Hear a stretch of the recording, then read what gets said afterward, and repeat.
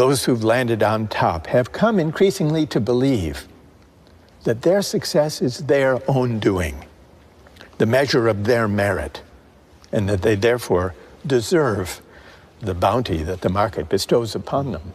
And by implication, that those who struggle, those left behind, must deserve their fate as well. It produces a kind of hubris among the winners and humiliation among the losers. It teaches the winners, if I believe that I achieved whatever I achieved through my own efforts, through my own doing, because everything was fair, then I'm likely to inhale too deeply of my own success, to forget the luck and good fortune that helped me on my way, to forget my indebtedness to those who make my achievements possible. And so this is what I call the tyranny of merit. Thinking about success has deepened the divide between winners and losers. It has led the successful to look down on those who struggle, and it has led many working people who do not have meritocratic credentials of fancy university degrees to feel that the work they do is not valued, is not respected in the way perhaps it once was. To feel that in a highly technological, highly professionalized, credentialized society, that elites look down on them. This has always been present, always been part of the American story, but it's been, at least at times, kept contained, underground, at the periphery. The brighter ideals and aspirations predominated. When I was growing up, and through the 60s, for example, the civil rights movement, and the fight for racial justice, and the protest against the war in Vietnam, and the attempt to combat poverty with the Great Society. But from 2016, it became elevated with the presidency of Donald Trump. We've struggled more directly and more conspicuously, more frontally with the dark side, finding public expression. On the stage now. On the stage, public expression, rather than kept at the margins and at the periphery. And finding a voice in the media, and in social media especially. And now in a presidential campaign that will be a rematch of the one from last time. We've seen as a backlash against elites, especially against well-educated elites, professional elites. Donald Trump has been very effective at tapping into the grievances of people who feel they've been left behind and looked down upon. Humiliation. The politics of humiliation. And it's this sense of humiliation, I think, that opened the way for the politics of grievance that Donald Trump has been able to exploit. In the United States today, and in many parts of the world, is a politics of anger, resentment, and grievance without mutual recognition, without recognizing the value of the contributions that people make from different walks of life. We will not really begin to address the resentments that now afflict our politics and have accentuated some of the darkest strands in social life. You see the difference between from different countries? Yes, yeah. It's prompted me to reflect on why there are these differences when I encounter them. When I had these conversations with young people in China in the 2000s, what struck me was, first, they did have very strong pro-market moral intuitions, as I mentioned. And I would put a lot of examples to students and to the audience, asking them whether they think this or that social practice should be governed by money or by other norms. So I put questions like this. What struck me was the moral intuitions about buying and selling were similar in the US and China. In Eastern Europe, it was similar. In Poland, for example. Most European countries, it was quite different. You think why? Why? Similar mentality? I think it's because, especially in the early 2000s, that China had experienced, the young generation had grown up with the market reforms. And it had been a period of tremendous economic growth. It's kind of freedom for them. Yeah, it was an expression of freedom and rising affluence, but especially of freedom. But at the same time, they were looking for meaning that markets could not provide. And so the search for meaning persisted even after the market triumphalist moment. And I think that one of the reasons that people were drawn to the Justice Book was this sense that there are moral meanings that lie beyond markets and beyond economics. What do you think? Yeah, maybe we're facing two choices or different choices. We can't choose the best one. There are no best one. Just less evil. Just less evil one, maybe. But I wouldn't regard these as closed alternatives. I would ask a different question. How is it possible to combine the benefits of market arrangements and technological innovations with sources of meaning, deliberation, dialogue, reflection that can answer to higher human purposes and ends? Our mistake is not to use markets to organize economic activities. Our mistake is not to hope that technological innovations will deliver real improvements to the way we live our lives. Our mistake is the tendency to think that markets and technology by themselves can define human purposes and ends. They can't. And when we put too much faith in them, when they become a kind of faith, almost a kind of religious faith, markets and technology, then we're bound to be disappointed. And when the disappointment comes, the disappointment may take harsh, dangerous forms. So the situation is so complicated. What kind of solution we can provide? We try to build dialogue, but very difficult. I think we need to focus less on arming people for meritocratic competition and focus more on contending with inequalities of income and wealth, but also inequalities of honor, recognition, and esteem. And this means we have to renew the dignity of work.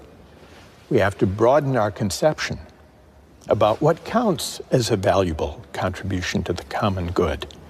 And we need the kind of class-mixing institutions in civil society that will lead us to encounter one another, to be in one another's presence, not only on our phones, all the more so when our societies are divided and polarized, because the people we encounter tend to be people only like ourselves. We need to overcome that. But every solution, every theory always has its own flaw. Yeah. So how about your solution? Your attack the meritocracy, but maybe your theory, your book still has kind of flaw. Maybe you must overcome what kind of flaw it is. Right. Yeah. Well, what flaws have you identified? Let's start with that. I don't know. Maybe too idealistic. Too idealistic? Yeah. You think so? I don't know. That what I've just suggested is really too much to hope for. Mm-hmm. I don't think that reducing inequality and renewing the dignity of work and creating a greater equality of condition and recognition will happen anytime soon. They're not easy projects to undertake. So I want to be realistic about that. But do you think, should philosophy be more responsible for the historical consequence or not? The idea and the reality, Russell, Hegel. Yeah. They talk about inequality, talk about the virtue, but the consequence may be this one. Yes. Yeah, extreme opposite. Yes. How to see the paradox?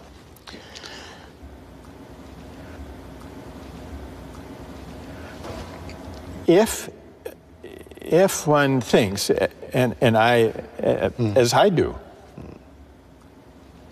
that philosophy is always situated in the world, that philosophy should attend to the world, then philosophy cannot be indifferent, and the philosopher cannot be indifferent to the way in which various people or parties or movements implement philosophical ideas. So there's always an interplay between political practice and the philosophical ideas that inform it. And often they can go off the rails. They can go in very dark directions that the philosopher may never have wanted or anticipated. That's always a danger. That's one of the persisting dangers of philosophy. The part of Hegel that has led political practice astray in wrong direction, that teaches that history has a single ultimate destination, and that it takes a certain shape, that has contributed to some of the dangerous movements in history who may have been inspired by the idea that history points in a certain direction, and that it's our responsibility either to let history unfold or to help history unfold to reach that final destination once and for all. I think the phrase or the idea, once and for all, is a deeply dangerous idea. And I think it's at odds with the philosophical spirit of questioning, contesting, offering competing interpretations. In your mind, in our time, which idea is the most dangerous idea in today's world? I would say that the forces today that are most dangerous are the versions of religious fundamentalism or of hyper-nationalism or of ideological purity that all draw in one way or another on the idea that moral truths and human truths are singular, that there's only one way of interpreting our past, there's only one historical end or destination, there's only one true way of interpreting religious and spiritual traditions. Because what this misses, well, it leads to dangerous politics, but it also misses the deep pluralism of the human experience. So how about the Silicon Valley philosophy? It's techno-driven ideology. It's I would say it's a version of this. Because the most extreme versions of Silicon Valley techno-utopianism, some have a more specific term of transhumanism or singularity, because they too think that history is on their side. They too think that as technology develops and as generative AI develops, we will be transcending the messy, contentious, pluralist human projects and arriving at a kind of singularity where perhaps our minds will meld with machines. And the very idea that going to the moon or to Mars is kind of a natural outgrowth of this way of thinking, where they can start anew. It's the ambition really to start from scratch with a clean slate, to begin anew, unfettered, uncomplicated by disagreement, contestation, challenge, dialogue, controversy, where they can start anew and build a society from scratch that is not, as they might see it, weighted down by the controversies that arise whenever human beings gather in society. So there is something, it's fantastical, but it's also dangerous and hubristic, because it implies that they are the avatars, they are the pioneers, the initiators of this new frontier that breaks free from the messy need to negotiate, to discuss, to disagree, which is essential to the human experience.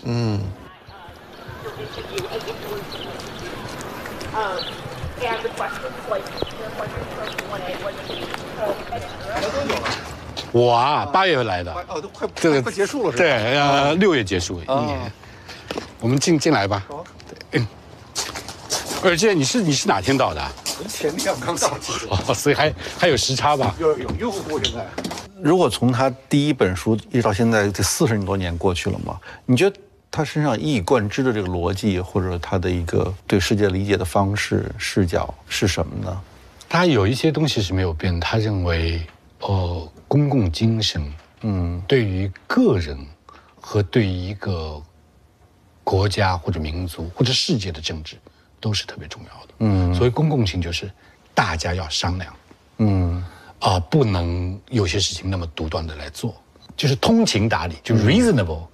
你不能有一个说我们发现了一个法则，这个法则，无论是你是用政治上的那种规约教条也好，或者市场上教条也好，你都要得想想，在各种不同的情景下，它会怎么样它是不是在有些地方可以转变，可以变通？它是应该不断的被检讨的。但我们的教育特别容易给我们这种思维方式，对，像绝对主义和相对主义这样的问题，你没有办法用一个完全的论述，来给出一个好的答案，但是只要我们回到生活的场景里、情景里，更好的方式总是有可能的。那么就让我们去找那个更好的方式。我们不要总体性的解决问题，对，要回到非常具体的这种状态里。当然，这个具体的问题，我们会有一些哲学的想法，一直能够启示我们去探索。大家相互讨论啊，理性的推论啊，它是一套生活方式。如果真的有这套生活方式，让我们寻求更好的办法，总是有可能的。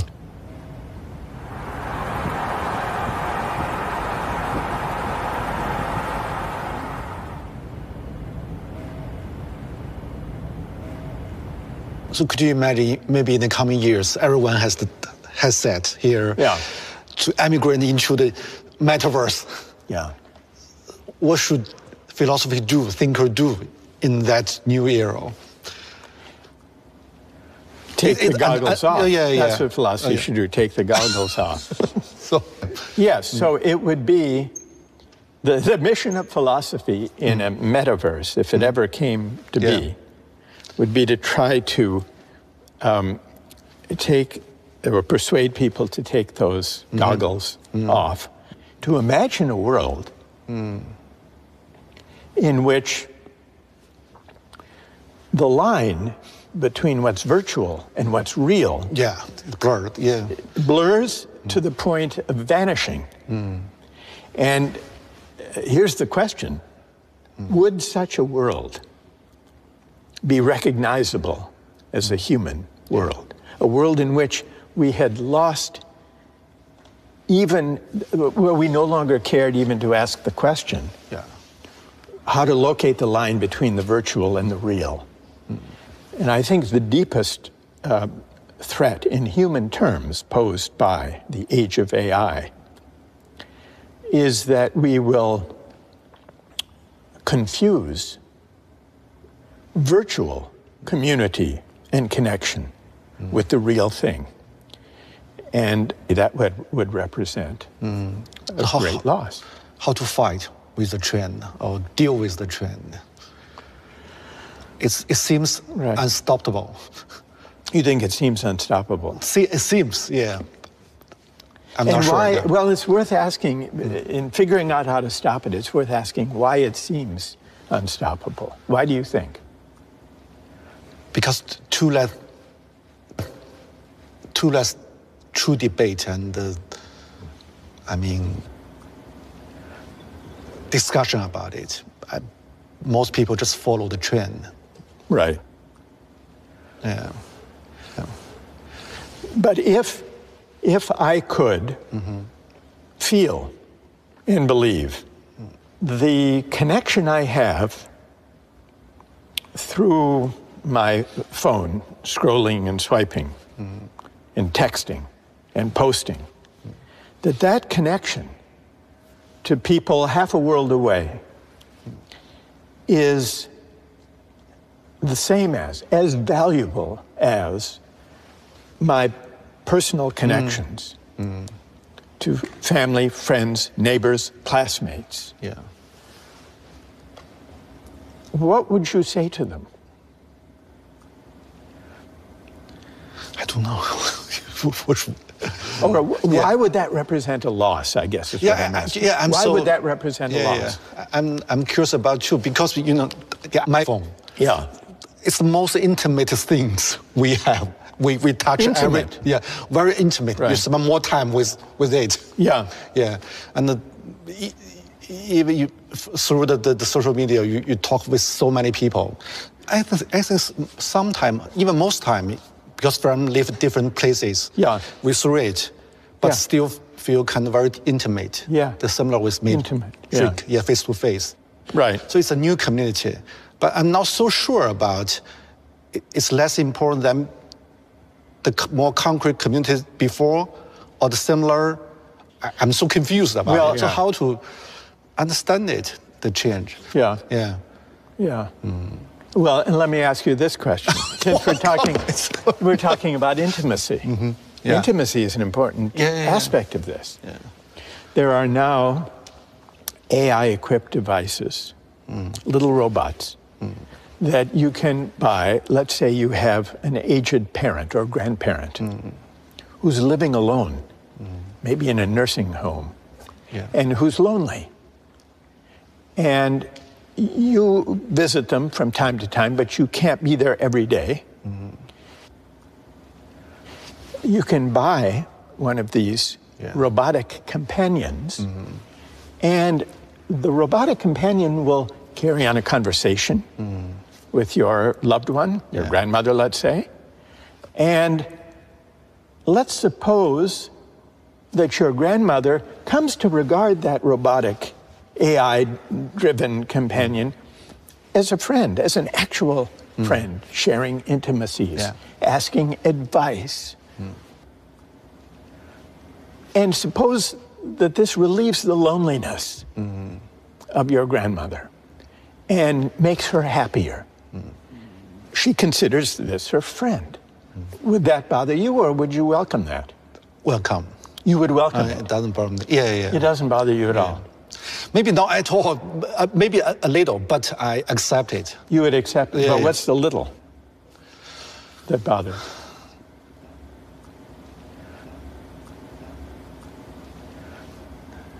Maybe just because it's a new thing and needs some time and space to understand it, accept it. But if your this goes back to what we were discussing about the virtual and the actual and the real.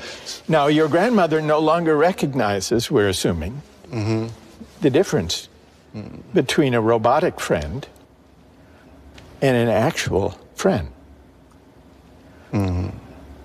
That doesn't bother you. Do you think there's a loss?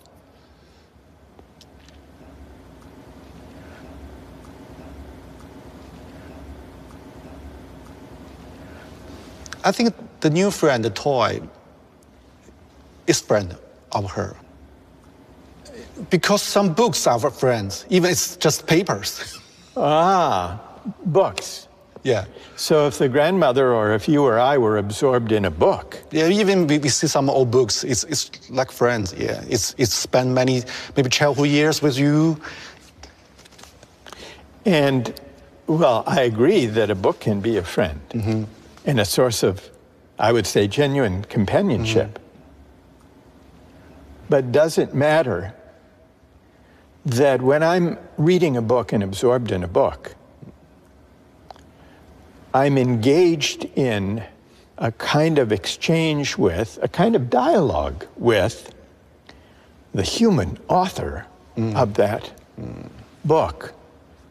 Whereas when your grandmother is spending her day conversing with the robot, she isn't. We talk about Socrates, Plato, even it's 2,000 years ago. Yeah. Still can be your friend. Yes. So why not the toy? Why not the toy? Yeah, why not?